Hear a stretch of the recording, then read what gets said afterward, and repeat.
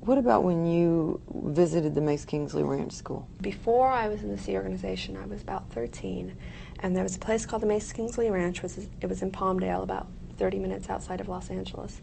And it was run by a man named Wally Hanks, who was OT7. He was like one of the highest level Scientologists. He was very well known and revered.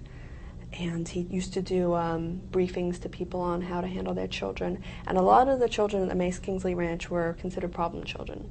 Their parents had gone into the Sea Org and they wouldn't go, or their parents were in Scientology, they didn't want to be in Scientology, or for one reason or another they were considered a problem child.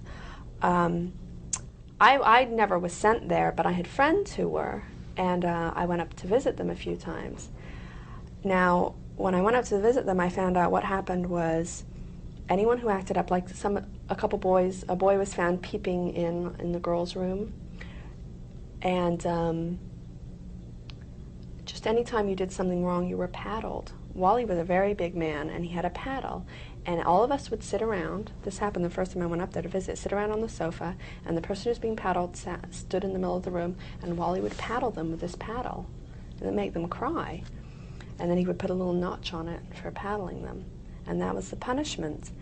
In the evenings, he would build a bonfire and give all the girls and all the boys beer. I was 13 years old, 14, I think I was 13. Everyone had beer and got drunk. I think the first night or the second night I was up there, I was sitting next to him, and I had had a few beers, and so had he, and so had everyone else, and he put his hand on my shirt and down my bra and started feeling me. And it really scared me. And I asked my friend later, I said, "What's Wally doing? Why did he do this?" And she said, "Oh, don't worry, he just does that with the girls. That's just what he does, but don't worry about it." This guy's running the school? Yeah, he ran it. From what I know, he owned it, and he definitely ran it with his wife. Another night, he took us camping, and we went out and we had more beer, and we were camping, and once we'd all had a few drinks, he gave us guns to go practice shooting. So I sat in the dark with a flashlight and a gun, practiced shooting at like cans and thing after I'd had a few beers to drink. What kind of guns? Just like handguns. Oh, and rifles. We did rifles earlier in the day before we drank, and then we did handguns in the evening. That one time that he put his hand on my shirt was the only time he did that to me, but later on, when I was in the Sea organization, when I was the director of inspections and reports, I came across some reports on him. He had been found out that he'd been doing these things, but he had done a lot worse than what he'd done to me. He had really badly molested several girls. How do you mean? Like, felt down their pants and had them pee on his car or on someone's car, and just... What do you mean, pee on the car? He got off by seeing them pee on cars. Told them to pee on cars, and they would do it for him because they had to, or... They might be drunk. He got them drunk, had them pee on cars, God. felt them, and I don't know if he actually had intercourse. I don't remember if he actually had intercourse with anyone, but, you know, up to that point, really bad molesting. What happened? What happened to him? Well, because he was an OT7, they said they weren't going to declare him officially because it would be bad public relations for people to hear that an OT7 molested children and got declared.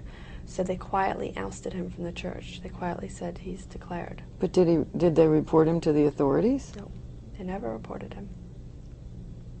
At least not to my knowledge. These reports said nothing about it. They said it was a handling. It's like he's been doing this, and what we're going to do is we're going to oust him, but we're not going to officially declare him. We're not going to tell people about it because it's bad public relations because he was an OT7. What about the parents of the girls who were molested? Did they do anything about this? I don't know about that.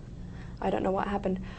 One of the girls was in the Sea Org with me and left, and another one of the girls is still a Scientologist. They're all still Scientologists.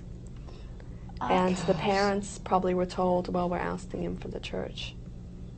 And that's considered a handling. Incredible. There was another case of that. Before I came to the QI, like the second time, there had been a cadet coordinator there.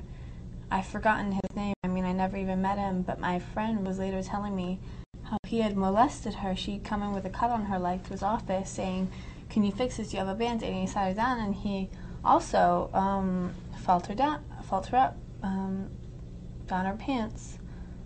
She had been like, I think 11 at that time, And she finally told her mom, and her mom told, her mom was totally outraged, and her mom told the church authorities, and they took him off the post of cadet coordinator. I think they put him on the rehabilitation force, the rehabilitation project force, and that was it. He didn't get anything else. They wouldn't report that to the authorities because it would bring attention to their school, and it would be bad publicity for Scientology. There was another case, too. When I was in the Cadet Ergot Flag, I remember I was about 8. There was a girl who was there who was maybe 13 or 14, maybe 15 or 16. And one of the men, who was an older man, maybe in his 30s, he was in charge of the kids, I think, or he had another job. I don't remember because I was so young, but I remember this happening. He had an affair with her, and she was underage. And he got ousted but not reported. Because I remember I saw him later. With a 15-year-old. Yeah, he was like a taxi driver, 15 or 16. Definitely not. He was in big trouble because she was underage, and then you're not allowed to do anything before you're married. And she was underage, but never reported because they just ousted him. They just kicked him out. But they don't want to get in trouble for it, you know, because they're liable for this kind of stuff. Same with the lady who poisoned the little child in L.A. They sent her to the rehabilitation project force instead of reporting her to the authorities because they didn't want the bad public relations. They often pick the staff members that had, messed up the worst on jobs or had proved the most ineffective and the most irresponsible. They often pick those people to be the nannies and the adults in charge of watching the children, the few adults in charge of watching the children, because the cadet was considered unimportant and unnecessary, really. It was just children who were taking up their money, and it was most of the people that watched me came off the rehabilitation project force for doing something wrong, sometimes sexually wrong, sometimes wrong with the Scientology technology, which was considered very bad, so they put the people that they considered